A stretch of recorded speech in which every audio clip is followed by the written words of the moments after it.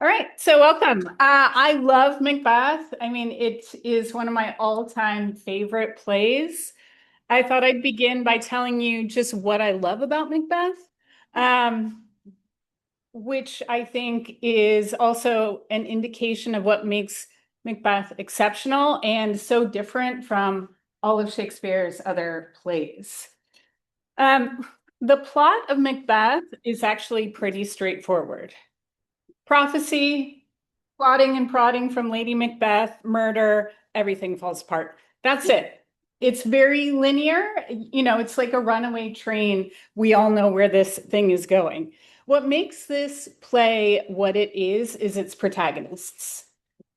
I mean, their intensity, their fire, but in particular, their imaginations, which are as dangerous and limitless as their ambitions.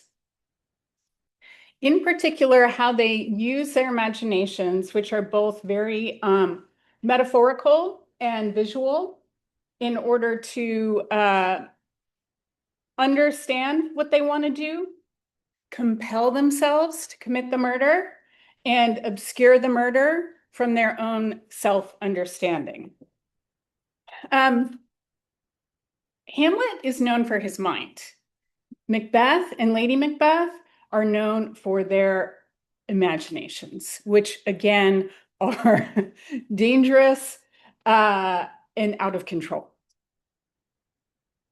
And I think this helps to explain the metaphorical and poetic density of the speeches in this play, which I would say are some of the most just kind of rich and intricate in Shakespeare's entire canon. I mean, if we look at the speeches in which Macbeth tries to understand what it is he's going to do, and then what it says about who he is, the speeches in which Lady Macbeth tries to talk him into it, and the speeches in which they both try to compel themselves to do it and to kind of separate themselves from whatever natural born moral compass they have in order to enable themselves to commit the murder. These are all highly metaphorical, poetical speeches. And that is because they think in metaphor, they think in visuals. Remember that in the time of a monarchy, and when many people believed in the concept of the divine right of kings, which is to say that the king or a queen was God's deputy on earth, regicide was an action like no other. And so when you ask the question, how and why would anyone kill a monarch? Let's just say ambition is not a sufficient answer for Shakespeare. And I mean, it's those moments that are most interesting to me when they kind of think through it, compel themselves, compel one another to commit the crime. And as a result, the kind of metaphoric networks in this play or patterns in this play are richer and more developed than any other play in Shakespeare. Like the number of recurring images and the intricacy and the way they interact, nothing else in Shakespeare. I mean, I could list like 15 patterns of metaphors that repeat: night, darkness, children, hands, time, blood, which is usually used metaphorically and not literally, theater. I mean, I could just keep going on, and it's all in the same service of trying to understand the moral implications of their crime, or the moral failure that allows them to do it. If we put language, poetry, and the imagination aside, I think Macbeth is, in Shakespeare's canon, the most fascinating study of actions and consequences. I know that's a really simple thing to say, but it's true. And I hope to fill it out for you what I mean. Agency and decision making as we watch Macbeth try and decide if he's going to do this thing.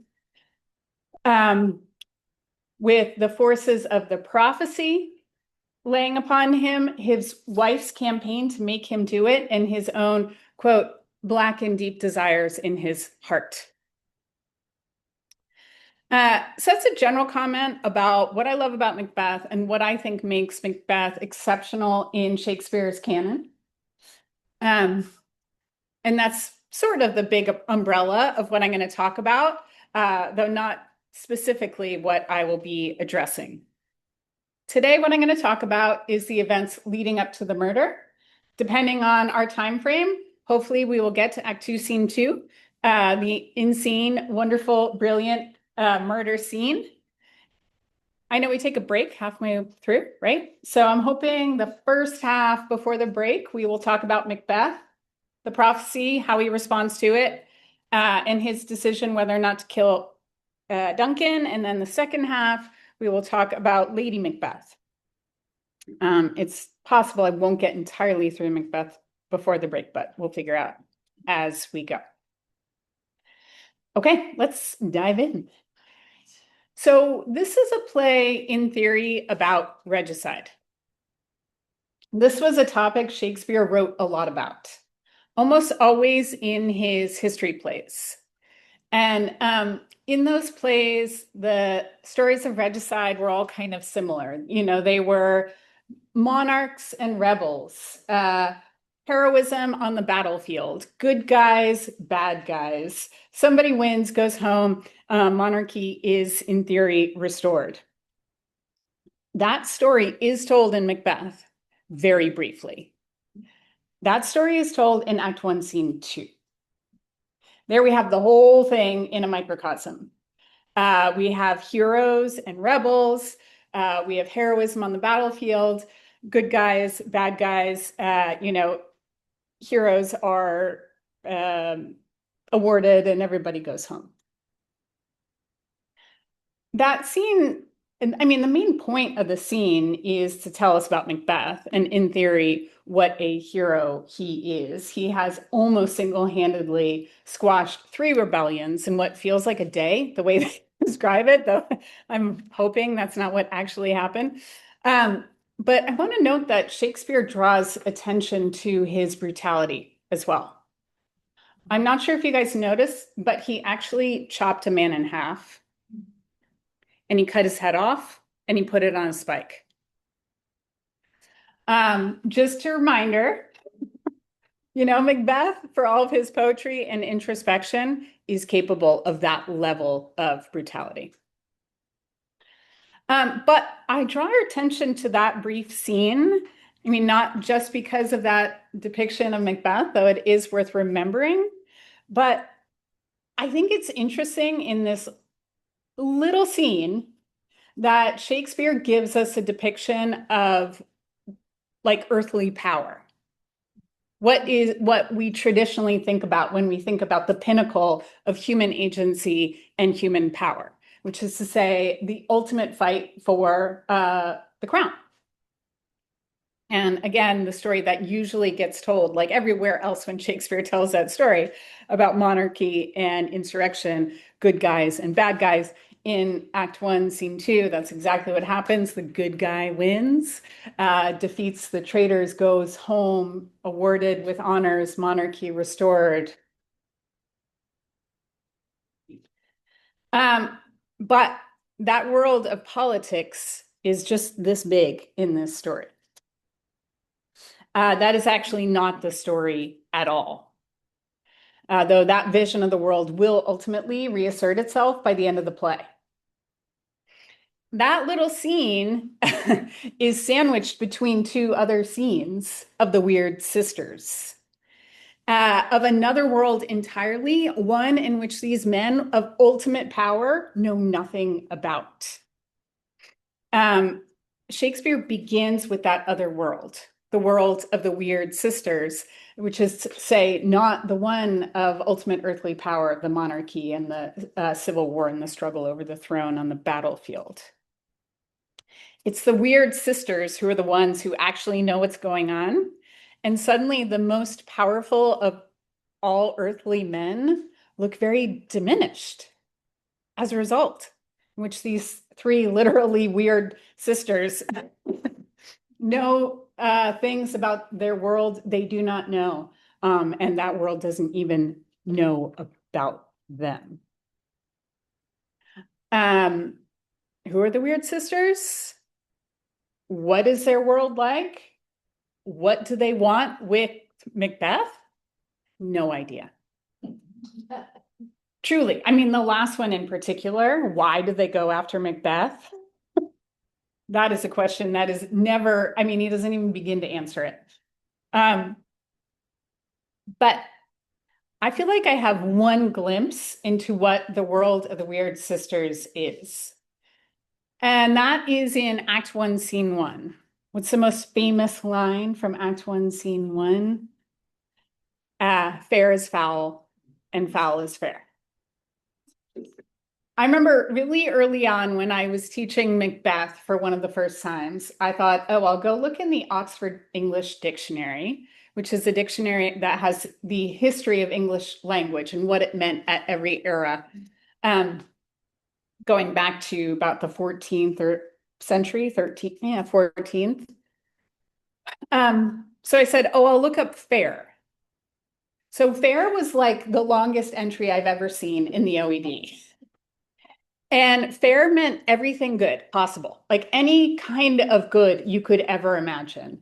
Good weather, beauty, justice. It applied to writing, it applied to speech, like anything. I mean, anything good you can imagine. It felt like fair was used as an adjective for that. And then foul was always reciprocal. It could refer to language, it could refer to weather, it could refer, it could refer to injustice, it could, the list was very long. And once I saw that, I really realized what was happening when the weird sisters say fair is foul and foul is fair. When I teach that to my undergrads, they hear the words fair is foul and foul is fair as fair will be foul and foul will be fair. What's the difference?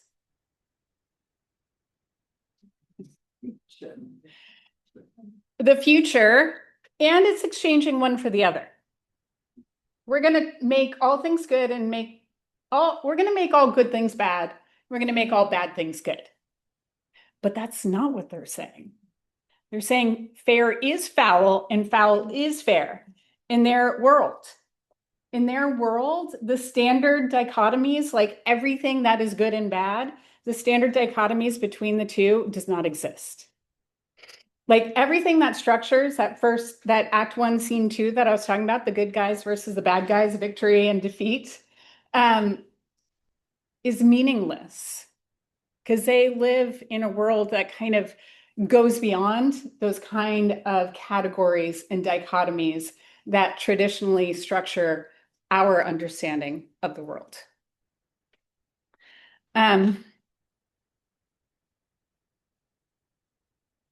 Yes. Questions? Does that make sense? Yeah. In Shakespeare's time, were characters like these weird sisters a thing that people were familiar with? I mean, imaginatively, or is this something he's just created? Were characters like the Weird Sisters imaginatively something that Shakespeare's audience would have been aware of? Well, they would have, yeah, it's not like it was a popular character in plays, but the idea of witches was around, and the man who was king at the time was scared of witches. And he wrote a book about witches, about demonology. And people often talk about the fact that Macbeth was written under King James, new monarch after Queen Elizabeth's death. And it kind of spoke to a lot of the things that James thought about. He thought about witches. He thought about assassination. And so, people talk about the play as being written for him, which is something interesting to say. Like, if you are King James, does this play make you feel good about your own? Well, we can ask that question again, maybe when we're done with the play. Is this play a reassuring portrait of monarchy? Again, we will. But that's interesting because as Yeah. I was thinking about the witches, I was thinking, hey, so they're actual people, they're not, specters. Yes. But can we see them as a projection of something internal going on? Can we see the Weird Sisters as a projection of something internal going on with Macbeth? No. Why not? Banquo sees them. Yeah. You interpreted the fair as foul and foul as fair as the witches having no distinction between them. Wouldn't it work equally well for them to simply be reversing the normal interpretation? So that fair is foul and foul is fair. Yeah. Saying the things that are good, that everyone else thinks are good, we think are evil. Things everybody else thinks is evil, we think is good. Sure. So it's not we not like a mixture. Yeah. Reversal. We like to turn the world upside down. Yeah, sure.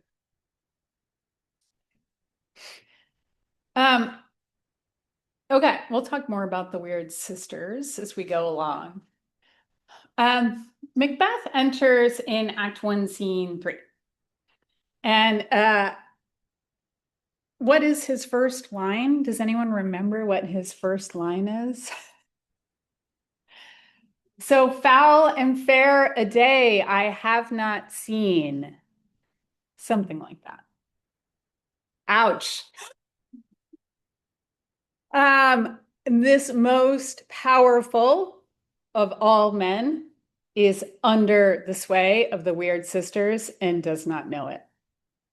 From the moment he enters the play, he is using their language. He barely steps on stage before the Weird Sisters come in and give their prophecy. Things move very quickly in Macbeth. Macbeth is like half as long as Hamlet. I mean, this play is just boom, boom, boom. One could say Duncan is dead by the end of Act 1, Scene 3. Not really, of course. The most spectacular parts of the play, I think, are their lead up to it. But yeah, things move very, very quickly in this play. So we hear two prophecies, or they hear two prophecies. Banquo gets prophecy and Macbeth gets prophecy.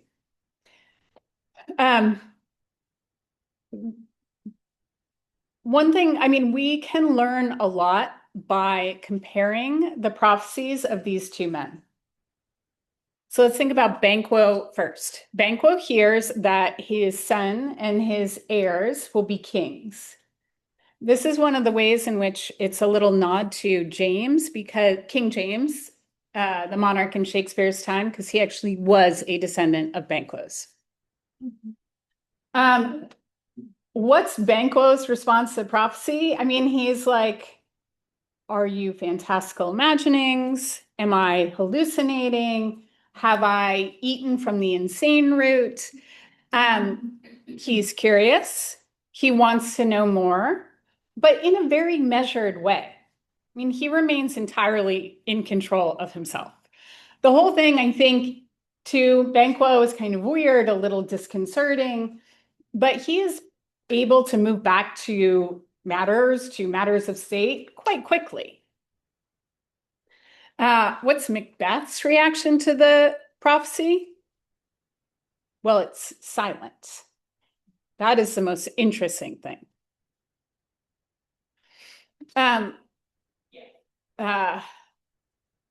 This is where a production, sometimes there are things that happen in a Shakespeare play, but there's no stage direction. But there are kind of implicit stage directions because the other people in the scene comment on what a character is doing. And a good stage production should show you what's happening with Macbeth in that moment, which is that Banquo says, why do you start and seem to fear. So why do you start? Meaning, why are you so startled? Why are you so scared? He says, why do you seem to fear that which is so fair? You know, you've gotten good news. Why are you so fearful? If you watch the Patrick Stewart production, it's really good at showing that Macbeth is just like, he is in his own world. 2 subsequent times in this scene, characters are going to have to try and draw Macbeth back to reality. And as you go forward in the play, there are many times in this play that Macbeth is trapped in his own mind, and that characters are trying to drag him back. It happens in the murder scene. It happens in the banquet scene. He, more than any other character in Shakespeare, is trapped in his mind as he is in this moment. You know, his mind is a pretty fearful place to be. His imagination. He has an amazing line to Lady Macbeth later in the play where he says, so full of scorpions is my mind, dear wife. Where she will try and like bring him back to reality and say, stop looking so brain sickly at things. So yeah, so Macbeth is wrapped, he's startled, he's fearful, but a few minutes later, we do find out what it was that was going on in his mind to give him that, I don't know, froze him to the spot. And that is the first quote on your handout. Act 1, Scene 3, line 129 in my edition. You just read the first few words. I'm going to the first few words are 2 truths are told as prologues to the swelling act. Someone want to read this speech? Yeah? 2 truths are told as heavy prologues to the swelling act of the imperial theme. I thank you, gentlemen. This supernatural soliciting cannot be ill, cannot be good. If ill, why hath it given me earnest of success, commencing in a truth? I am Thane of Gladur. If good, why do I yield to that suggestion, whose horrid image doth unfix my hair, and make my seated heart knock at my ribs, against the use of nature? Present fears are less than horrible imaginings. My thought, whose murder yet is but fantastical, shakes so my single state of am that function is smothered in surmise, and nothing is but what is not. Look how our partner is wrapped. If chance will have me king, why, chance may crown me, without my stir. Indeed, Macbeth. Briefly, what do you learn about Macbeth from his response to the prophecy? It's a hard speech.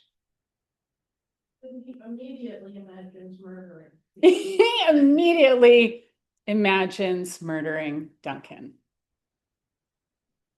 Does he immediately think about murdering Duncan? No. Look at the language. Line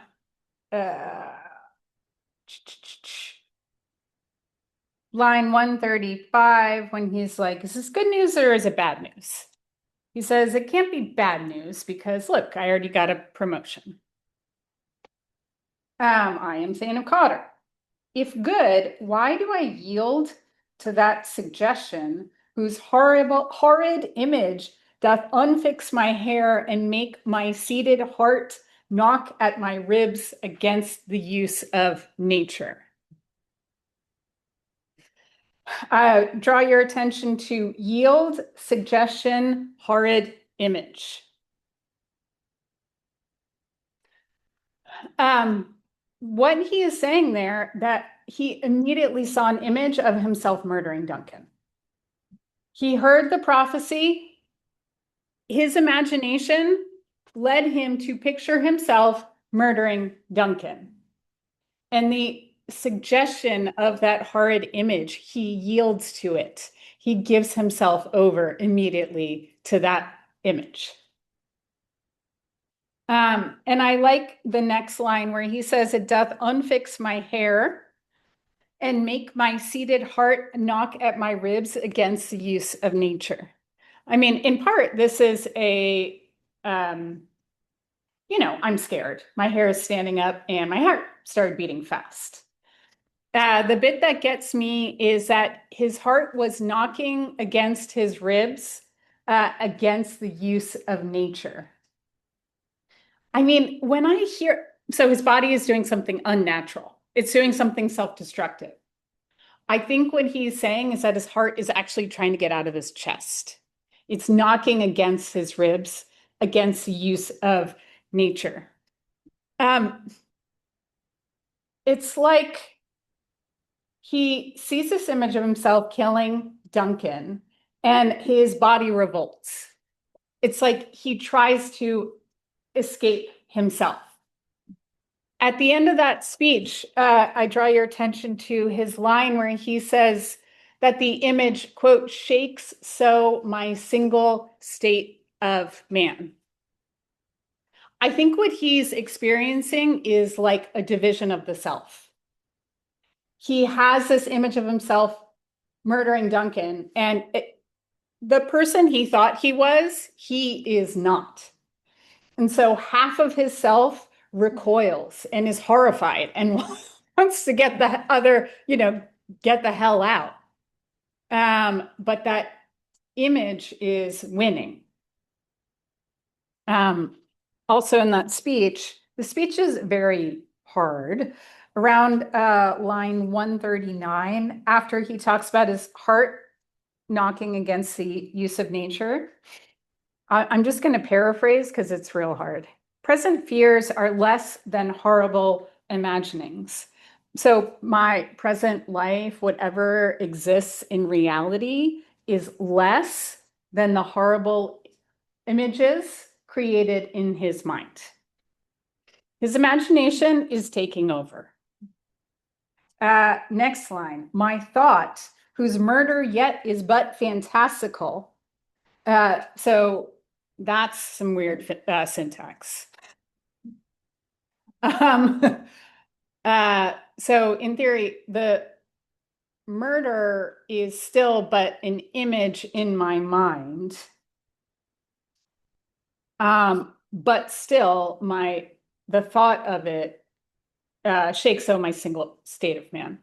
But somehow the syntax makes it sound like he's murdering his own thought. You know what I mean? His syntax is so weird. That function is smothered in surmise, and nothing is but what is not. Function is smothered in surmise, meaning like my normal ability to act in the world has been smothered by my imagination.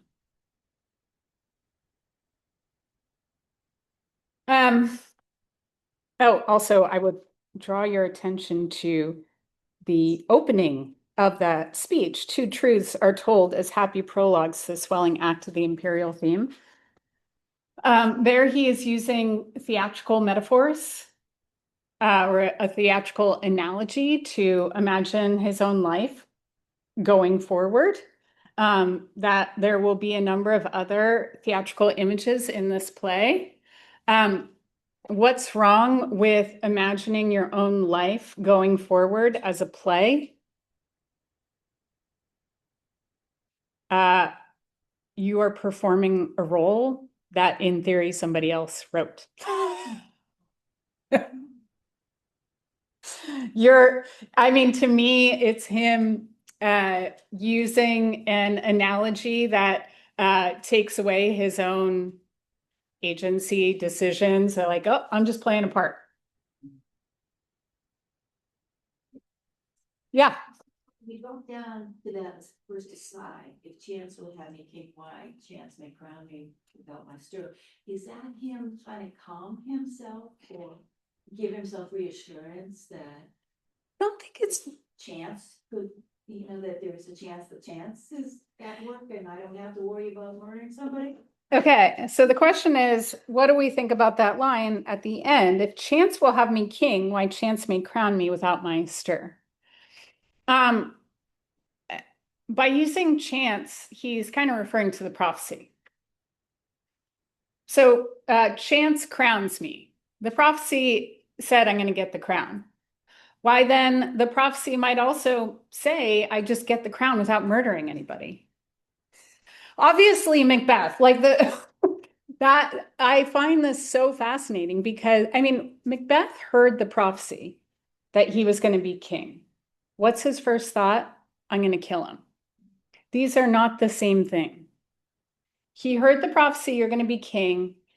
His immediate response was, well, then I've got to kill him. That does not follow. But here, he's momentarily coming back to reality and saying, wait a minute, maybe I could just get it without any violence. Right? Obviously, Banquo didn't hear the prophecy and say, well, now I got to go kill the king and his heir. But this simple thought, again, simple, logical, straightforward, what your average person would think comes and goes. What I come back to is that incredibly graphic brutality that we are privy to at the beginning, in that murder. Yeah. Slicing and dicing this person. Knave to chaps. And he's just coming back from that, and I'm thinking about, the trauma of war. And yeah, he's been, which does split one. Can split. Yeah, to what extent has his experience at war shaped him? I think that's an open question that we might return to. I mean, in many respects, I don't think he would see war as traumatic. I think he sees it as who he is. He's the hero. He saved the king. He saved the nation. He is capable of a level of brutality that your average person is not. But it's okay because it's in the service of the good.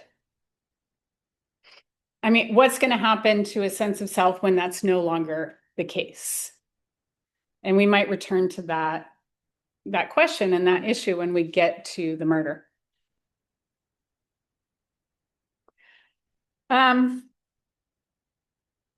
Okay.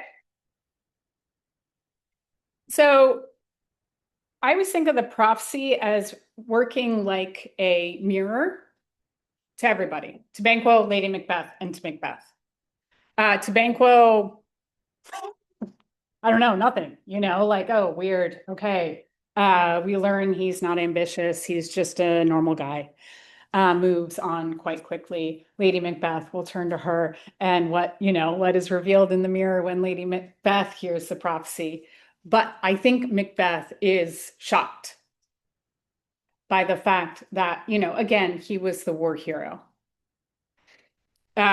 All they said was, you're going to be king, and an entirely new sense of self emerged.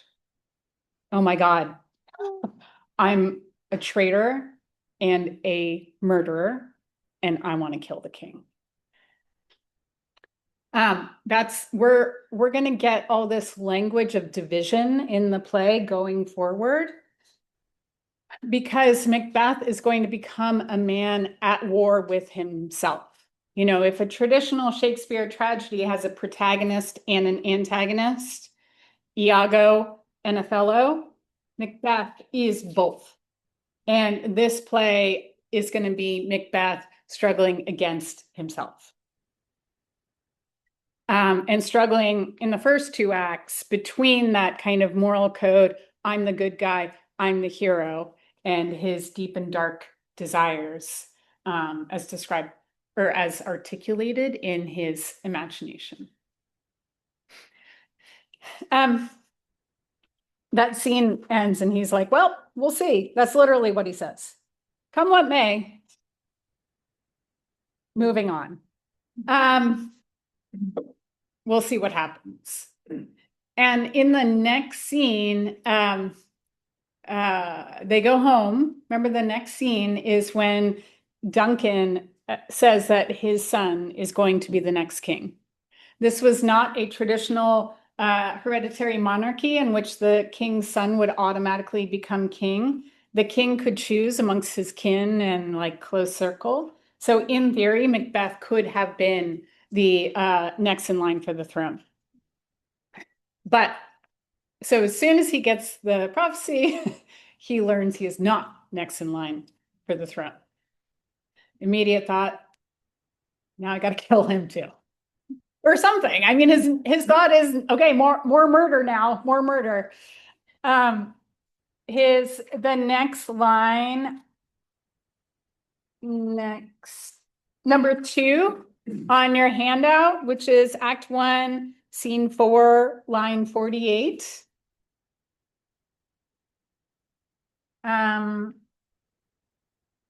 Will somebody read this? There's one line onto the next page as well.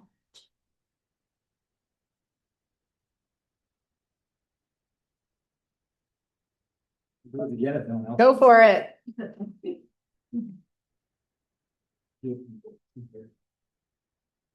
The Prince of Cumberland.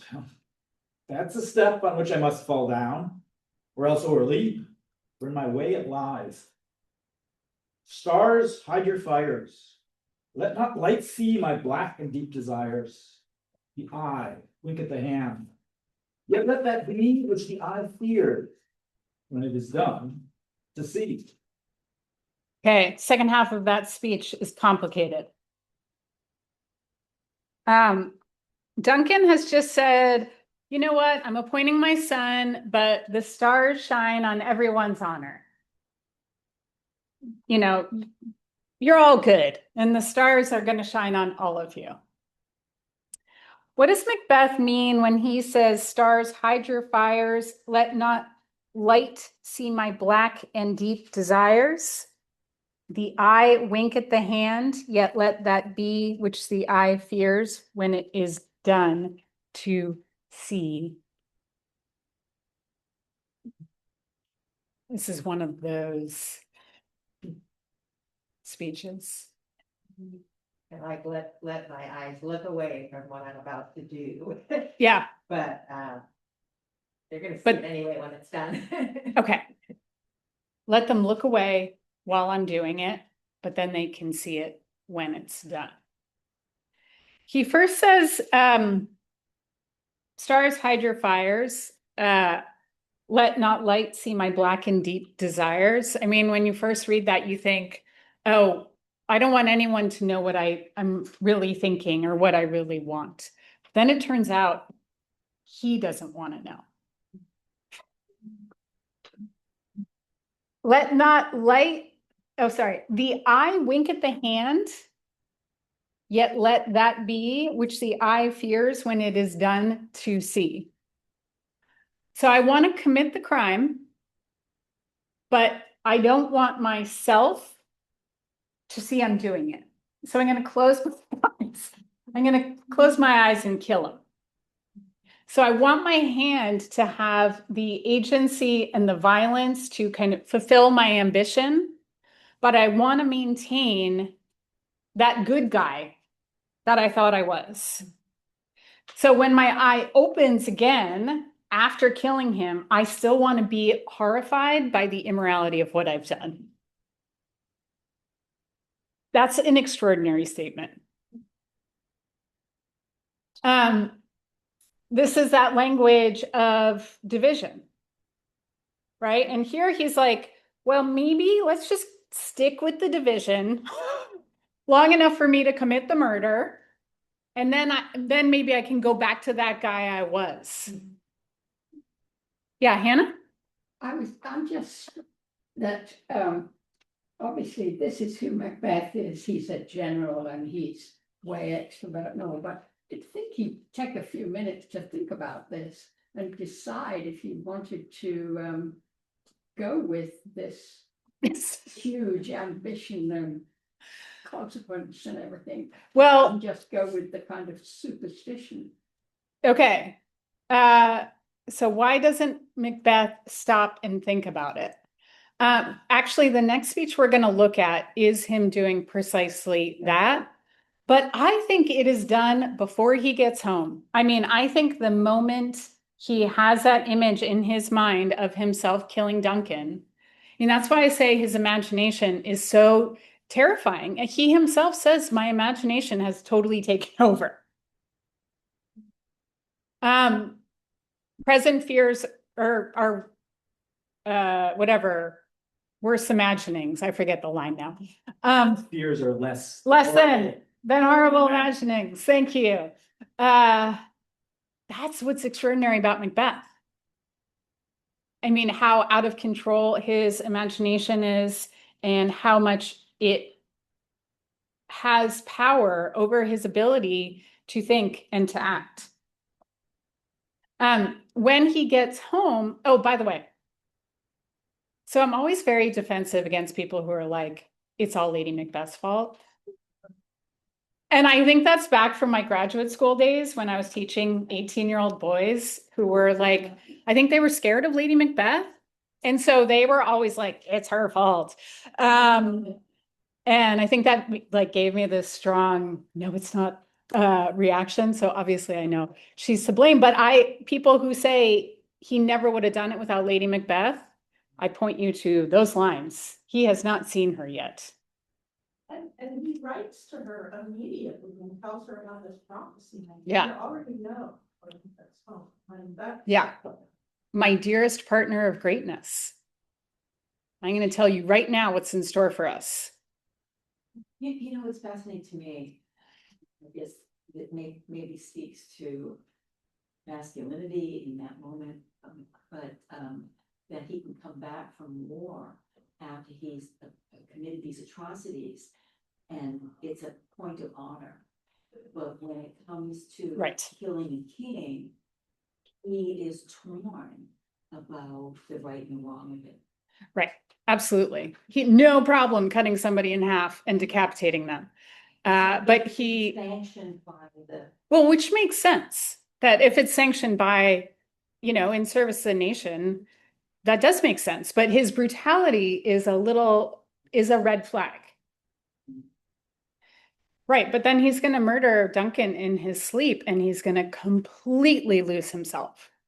Like just totally fall apart from that moment going on. He thought he was a war hero. He's not, including the fact that his ability to commit violence has totally changed when we see the effect that violence is going to have on him. Yeah. But so also in his speech, you see this thing that comes up over and again, that this idea that somehow things that are done in darkness, that so like that these two parts of himself can somehow be separated by what happens in the darkness. Yes. Yeah. Right. So you know how I talk about these metaphoric patterns. Go back and reread this play.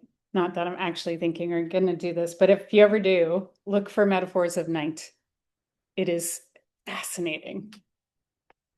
We'll see one other from Lady Macbeth today. And then I'm going to briefly tell you about a third from Macbeth, always on this topic. Always on, can I do it and get away with it under the cover of darkness?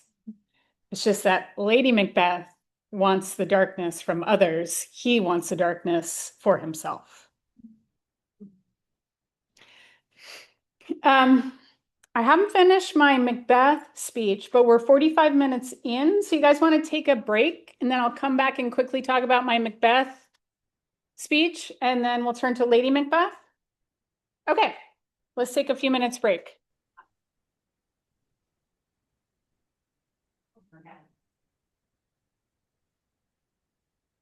Okay, we're gonna dive straight back in. I'm gonna talk about one more speech from Macbeth, and then we're gonna talk about Lady Macbeth.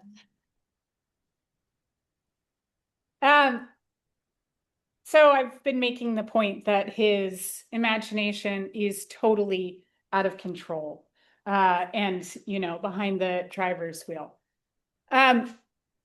When he gets home, he takes a moment. Notably, it's another one of those moments in which he completely spaces out. Duncan is there. They're all having dinner. Macbeth has gone into the other room. He's in a weird space. And Lady Macbeth is like, what are you doing? Everybody's wondering why you're not there, why you're not at dinner. This is another one of those moments. He's really deep in his own mind. But we're not going to read the whole speech. It's number 3 because it's very long and convoluted. Act 1, scene 7, from the start. I'm going to say a few words about it. We're going to look at the first few lines, but then I'm going to talk about the rest in general. To me, this is that moment that Hannah was looking for. Like, this is the moment in which he says, okay, I'm going to sit down and think about it. Where he says, his imagination had been in control, and he's like, let's just get some logic into this situation. I'm going to subject this whole thing to thought and inquiry and reason and rationality. And the speech falls into 3 sections. 1, if only I could do it and there were no consequences. 2, I know exactly what the consequences are. 3, here are all the reasons I shouldn't do it. Those are the 3 kind of movements of this speech. I'm just going to read the opening few lines. Where am I? If it were done when it is done, then 'twere well it were done quickly. If the assassination could trammel up the consequence and catch with his surcease success, that but this blow might be the be-all and end-all. Here, upon this bank and shoal of time, we would jump the life to come. But,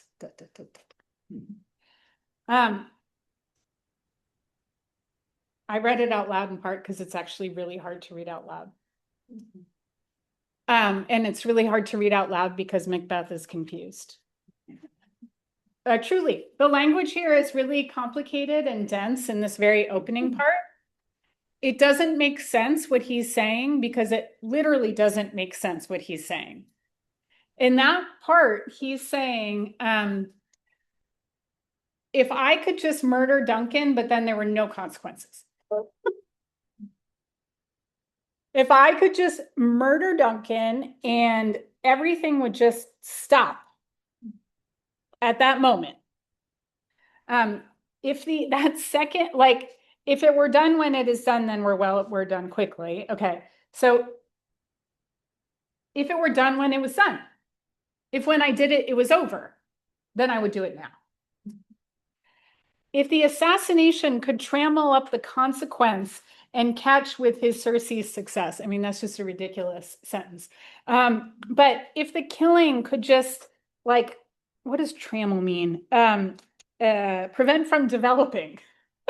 It's just crazy. If the assassination could just be so self-contained. And with its success, stop. Then I would do it. And then he switches into but. Of course, I know that isn't true. Here, upon this bank and shoal of time, we jump the life to come. Obviously, that's not going to happen. I will be eternally damned for this. That's what we jump the life to come refers to. In these cases, we still have judgment here. So I'm going to be eternally damned, 1. We have judgment here on earth, so I'm going to be punished. We but teach bloody instructions, being taught return to plague the inventor. I kill somebody, they're going to kill me. This is even-handed justice. So no, he does not say like, how am I going to get away with this thing? That never even occurs to him. I mean, in part, that's Lady Macbeth's job, but I find it really interesting that it's just not on his radar. He just assumes he's going to get caught. And he knows every consequence of what's going to happen here and in the next life. And then he lists every reason in which why he shouldn't kill Duncan. He's my king. He's my guest. And he is a good and innocent man. So I would be disrupting like the bonds that, like the social order by killing the king, the personal order in that I'm his host and he's my guest, and the moral order because he's a good person and doesn't deserve this.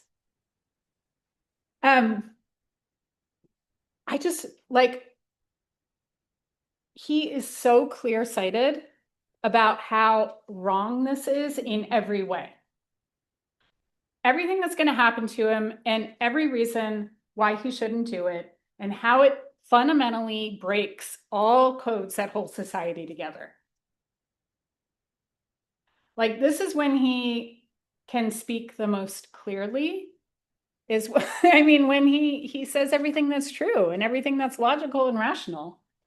But then that speech ends and he says, you know, oh, this whole long speech, and all I have to spur me to do it is ambition. So it's like this whole long speech versus this one little word. And we know what wins. I love this speech because of that prior speech where he said he wants his eye to blink and not see the hand when it commits a murder. This is the moment in which the eye is looking straight on, open-eyed at the murder and decides he wants to do it anyway.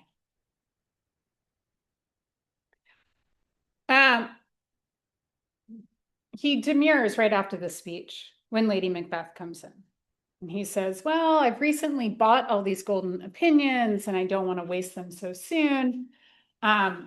We might bought golden opinions is a weird way to say that he's currently the war hero. He didn't buy them, he earned them. It's a very strange thing to say. And then he says, I wouldn't want to waste them so soon. There again, he's assuming he's going to get caught. But he also agrees to do it like 20 lines later. So this speech didn't talk him out of anything. He knew well that that little word ambition weighed more than everything else he said in that speech. Okay, let's turn to Lady Macbeth.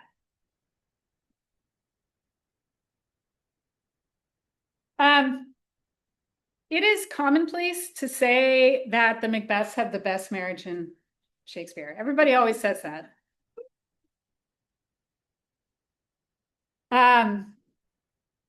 That's because there aren't the only married couples are in the comedy. Sorry, tragedies. They're not married yet in the comedies. But people say that, I assume, because there is true intimacy and kinship between these two people. I mean, their language even echoes one another. They know each other. They do not horrify each other.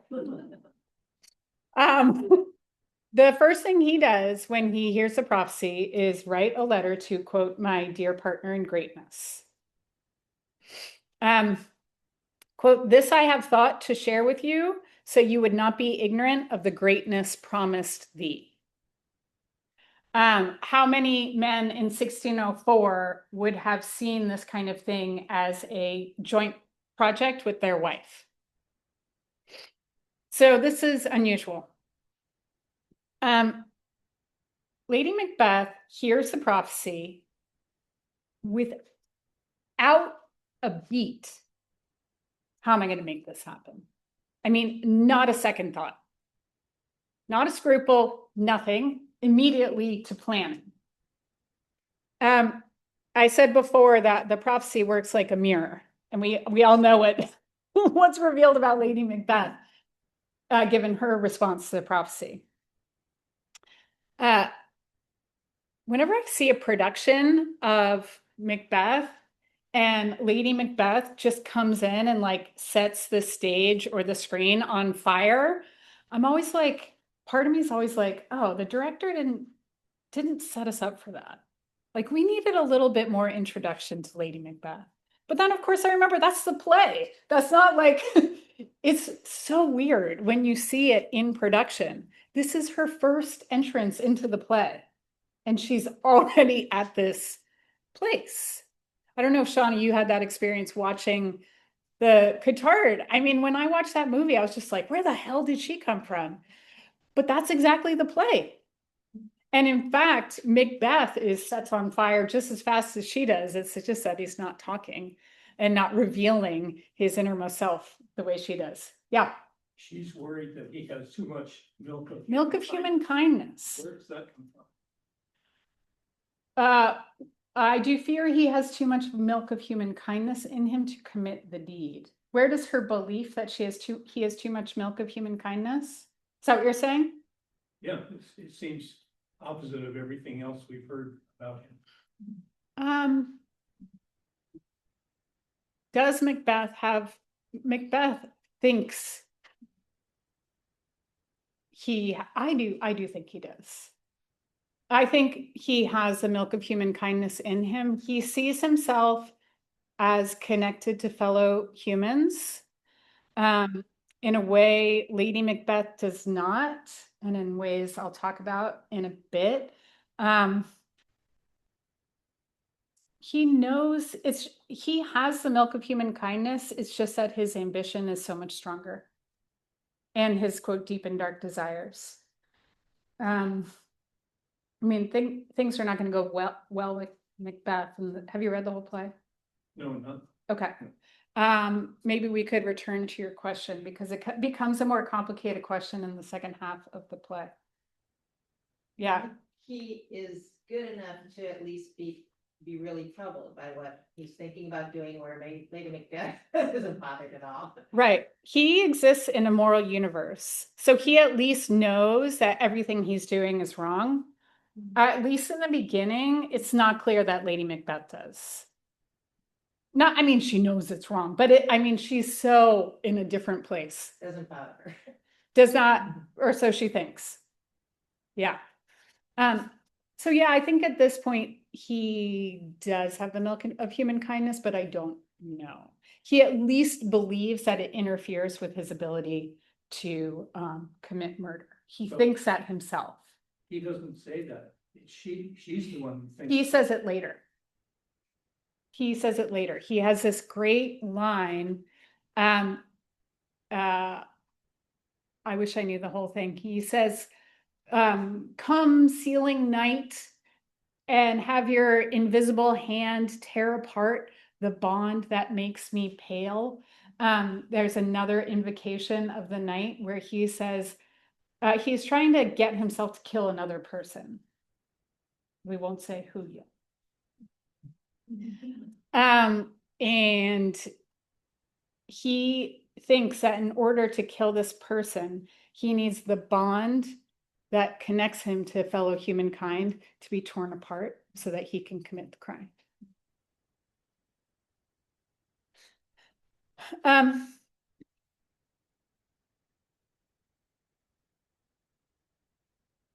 Trying to remember how much of this did I. Okay, I put this whole speech on. Number 4, Act 1, Scene 5, lines 15 through 30. I think I'll paraphrase it and then draw your attention to one.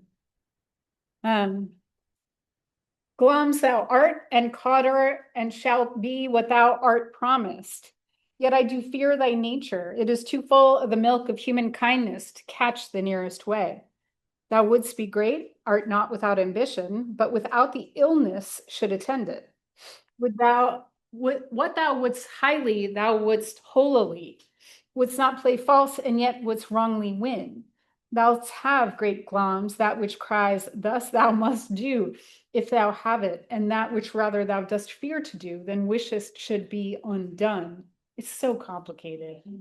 That's just such confusing language. All she is saying there is exactly what he said. You want it, but you won't admit that you have to do something dirty to get it. So you don't mind having ill-gotten gains. You just kind of don't want to be the person to get those ill-gotten gains. Does that make sense? Hie thee hither, that I may pour my spirits in thine ear, and chastise with the valor of my tongue all that impedes thee from the golden round, which fate and metaphysical aid does seem to have crowned thee withal. The line that always gets me there is, hie thee hither, that I may pour my spirits in thine ear. Spirits meant probably what you think they mean, like animated, like energies of the self, animating energy, some immaterial aspect of the self. But just think about what a terrifying image that is, that she's going to pour her spirits into his ear. I mean, that is just absolute power over him, because he wouldn't know, like she would basically be hijacking his brain. It's an image of doing it surreptitiously. He doesn't know the spirits are being poured into his ear. And so she would basically be taking over his brain without him knowing it. And it turns out she's wrong, ultimately. But still a pretty terrifying image of passivity and her power over him. Yeah, and I'm remembering in Hamlet, Yes. that, the pouring of the poison in the ears thing that. Right. So it's interesting you bring up Hamlet and how Claudius killed Hamlet with poison in the ear. But I think that when we hear her say, let me pour my spirits in your ear, part of us hears, let me pour my poison in your ear. I think because of Hamlet, and also if you know Othello, Iago says the same, and in a very similar moment, before he's going to try to convince Othello to murder his wife, he says, I'm going to pour my poison in your ear. And so it's hard not to hear poison when she says that. And I find it, if so, she's saying more than she intends. And there are actually a lot of moments in Macbeth in which the Macbeths say more than they intend, where they're kind of already know their doom, and they're saying it, but don't realize it. I can draw us to a few other examples. Did you, Randa? Yeah, how would you characterize her motivation? Is it the same as his ambition? And Yeah. but it's not specified. It isn't. Lady Macbeth's ambition is not specified. Totally true. I think just sheer ambition. I mean, I think she just wants power, period. We might infer she is an incredibly powerful woman whose life is to be a wife. She doesn't even have a name. And we might surmise that she is confined by the fact that she cannot have a position of power in this world. When Duncan is coming to her house, she says, to herself, that he's coming unto my battlements. So it's like she sees her house as her battlefield. She can't be a soldier. She's not violent, but she is very ambitious. I mean, what does she want? Who knows? But I think it's ambition driving her. But her place in the world is defined by his. So. Right. Exactly. That's her only option. as soon as she finishes the speech, boom, King's coming tonight. Again, things move very quickly in this play. Boom, we're doing it tonight. He's never going to see the sun again, she said. He's never going to see tomorrow. This is happening now. I'm going to make this happen.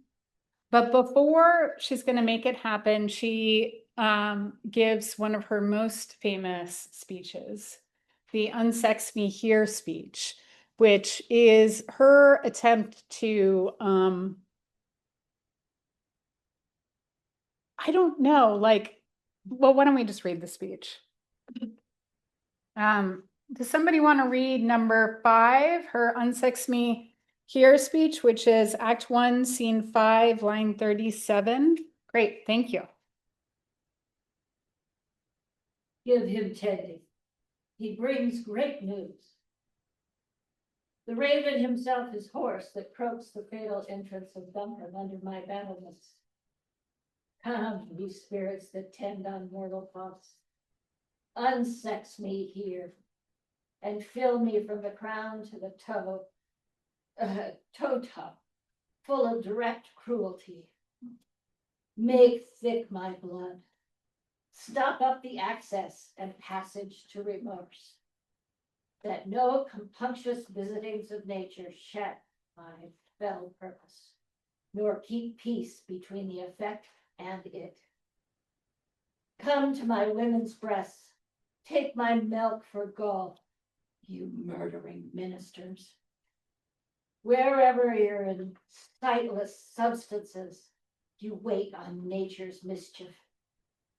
Come, fit night, and pall thee in the dumbest smoke of hell, that my keen knife see not the wound it makes, nor heaven peep through the blanket of the gum, to cry, ho, ho. Next page, there's a little bit more.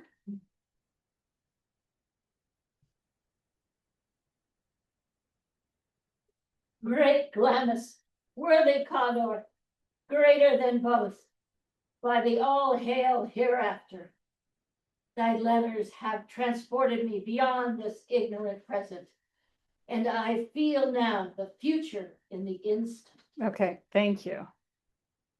I just love that last line, so I squeezed that in there. Just realized, probably everybody else realized before, that this is the only time she can act. I mean, it has to be tonight, because she's only staying one night, and he's in her power. He's under her battlements. Yeah. Once she goes, or Macbeth goes, she won't have any power anymore. Is he only staying one night? Is that right? Yeah. Yes. Okay. Well, yeah, she's gonna get the job done. Okay. Yeah, she can only do it in her own, under my battlements. Yeah, that's exactly right. What's remarkable about her is that she can just do it. Just that night, we're doing it. But she needs a speech first. She calls upon the demi-devils and murdering ministers, which people ask if those are the weird sisters. They're probably, there was this idea of, or it doesn't say demi-devils there, they were considered to be demi-devils, that like when people were about to do something really bad, you know, kind of brought whatever ill will was necessary to commit such a bad deed. What's wonderful about this speech for me is the language of unsex me here. Yeah. She's not saying turn me into a man. She is not saying like femininity is weakness. She's saying something much more interesting. She's talking about her body and about her body being a reproductive one. She talks about her breast milk, and she actually talks about her period, which it took a 21st century editor to point that one out to me.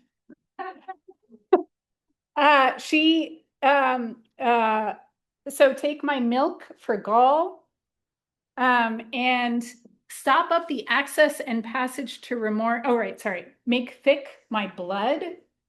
Stop up the access and passage to remorse that no compunctuous visitings of nature shall shake my fell purpose. I mean, so if the female body is in theory biologically engineered to create life and to sustain life, she wants to take away all that capacity that women physically have to create and nurture, and she wants to replace it. So instead of nurture, she wants cruelty. Instead of creation, she wants destruction. Yeah, I mean, I just find that Again, this kind of equivocation is a disenchantment.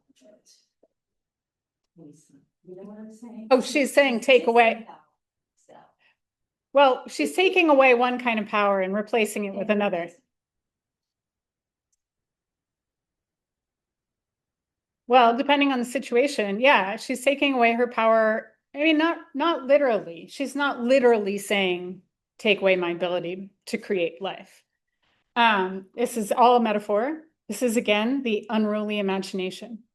So this is all metaphor, her trying to transform herself into someone who can do this. Yeah. And it's just fascinating that when she's doing this in her mind, she thinks about it not just in relation to gender, but in relation to her body. Take my milk for gall. Yeah, take my breast milk and replace it with something toxic. Stop my ability to create life. If we think of like the reproductive female body as one clear way in which women are connected to humankind, women make babies, create babies. That's another thing she's saying, is basically cut off all my ties to humankind.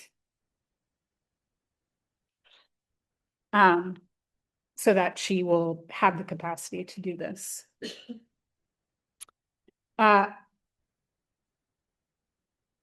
Yeah, we're killing Duncan.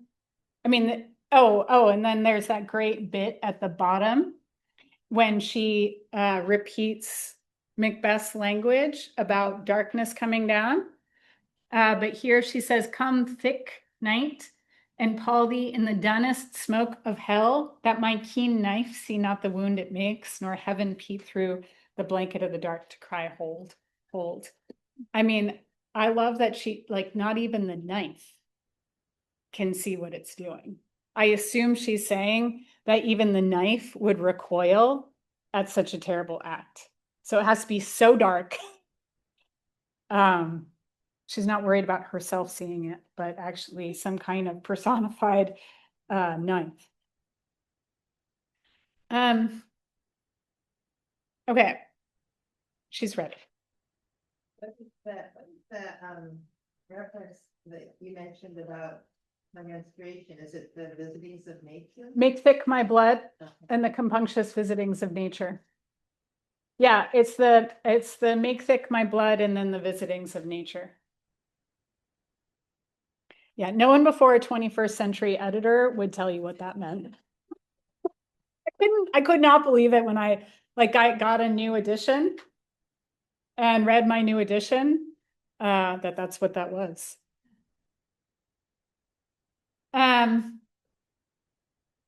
Yeah, okay, so here she has done it. She has used her definitely Macbeth's imagination is out of control in that it takes over his ability to make rational decisions. Her imagination is equally powerful, but she uses it. She has control over it, and she uses it to psych herself up for the murder. At this moment, Macbeth comes home. She says, "We're doing it tonight. Leave everything to me. All you have to do is keep a straight face," which he can't. quote, "You shall put this night's business into my great dispatch, which shall to all our nights and days to come give solely sovereign sway and masterdom." She is entirely in charge for now. To which Macbeth just says, "Let's talk later."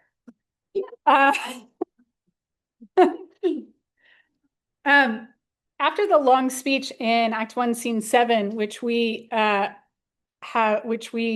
looked at. Sorry, I'm running out of time. I'm going to move real quick.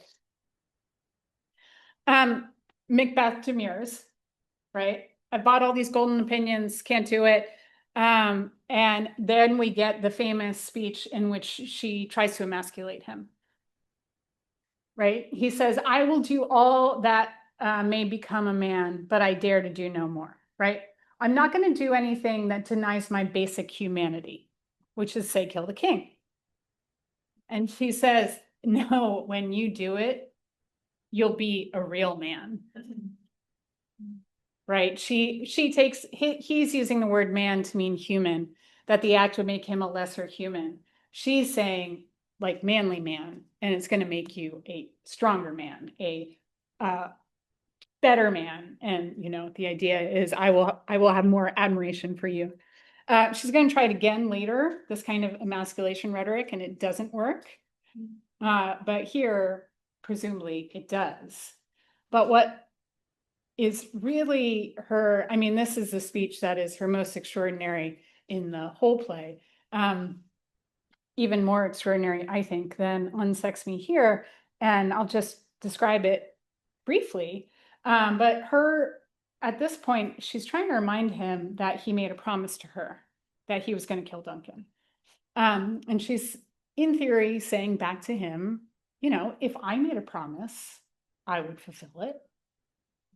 Like, when I say I'm going to do something, I do it.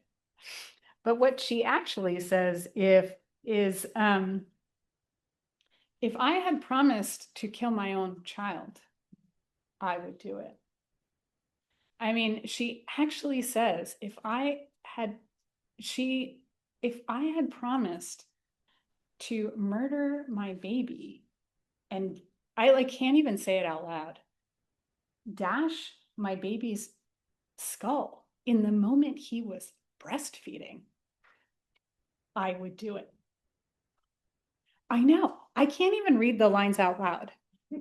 I don't believe it. She can't even kill Duncan. But man, I mean, who on earth can say that out loud?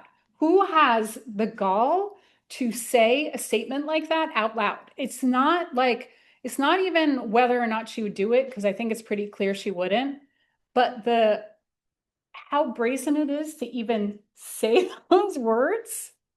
Who can come back from that rhetorically? How do you respond to something that extreme? If she has taken, you know, if we just talk about historically, culturally, the image of a woman breastfeeding her child, it's like across all cultures, a very cherished image of love and humanity. I mean, destroyed it. Destroyed it. She is a true iconoclast. Yeah. I mean, and how do you come back from that? What I love about Macbeth is he's not scared by this. Like that, they are well matched.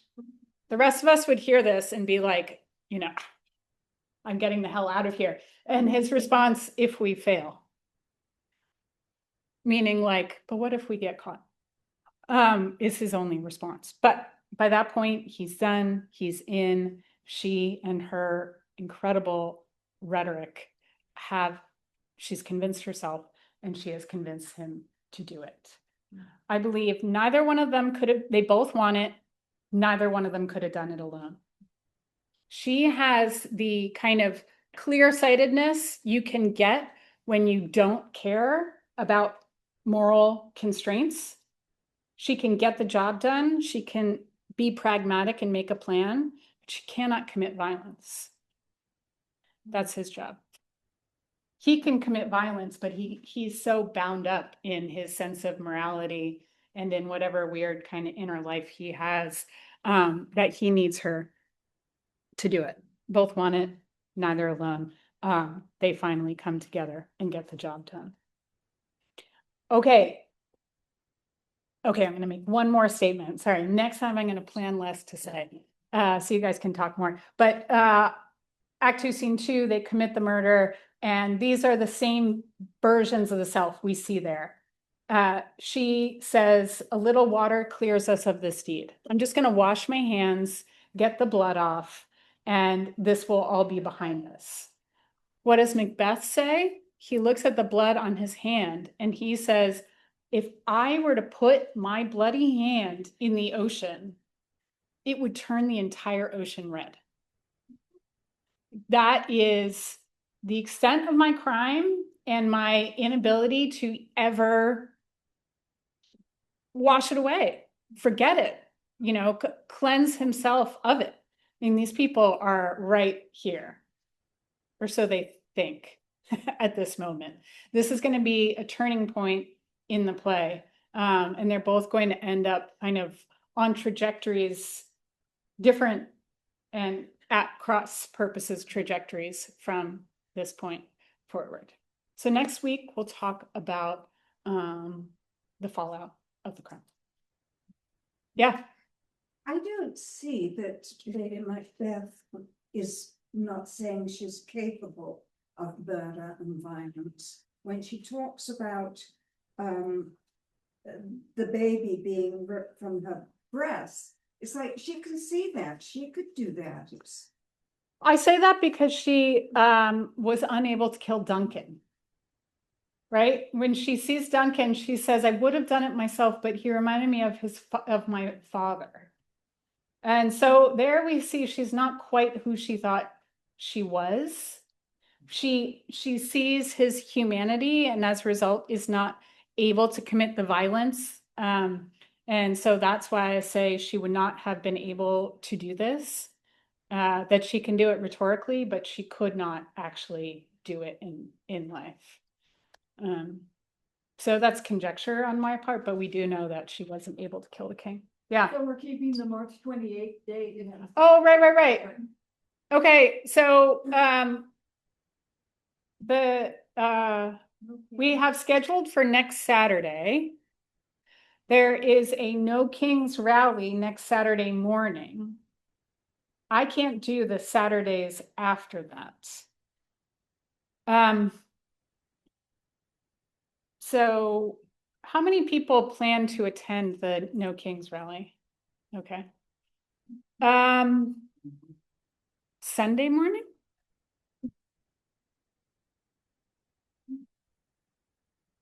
You guys want to do Sunday morning, same time? I don't think we have a classroom. I think it would have to be on Zoom. Yeah, I think that's what Doug said. This space won't be available. I can't, if anyone has another thought of a space. Yeah. Not of a space, but could you record the TV next Saturday and send that out so you can watch it? Oh, how many people? Aren't all of the Zoom, all of the Ollie Zoom things are recorded? All of the Ollie Zoom things are recorded. Unless you can push the button. No. I think I'm recording it. They put them up on Zoom. Oh, right. On the Ollie channel. Right. Within a few days.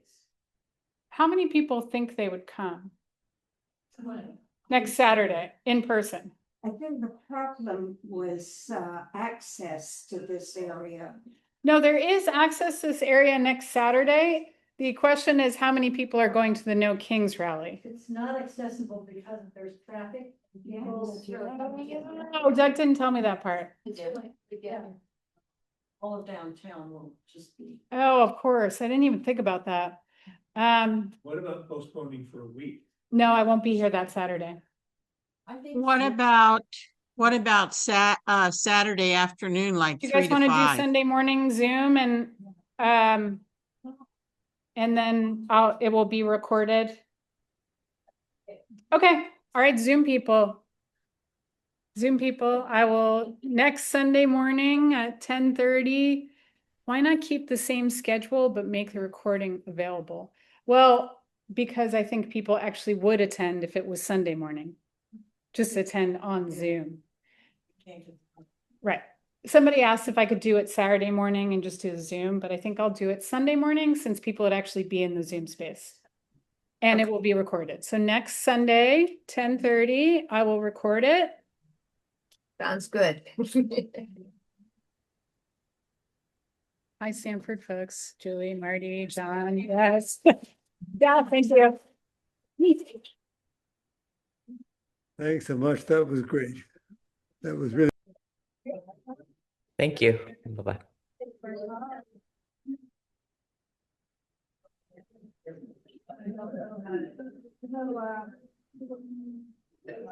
Amen. Very, very. Thank you so much. Abby, thank you so much. I'll work on okay on your end. Oh, yes, absolutely. It This was was very, great. Thanks for good. being so Yes. flexible. Thank you for being flexible. Oh on yeah, that. of course. That's really nice of you. Of course. I'm glad Thank you you guys. very much for including us.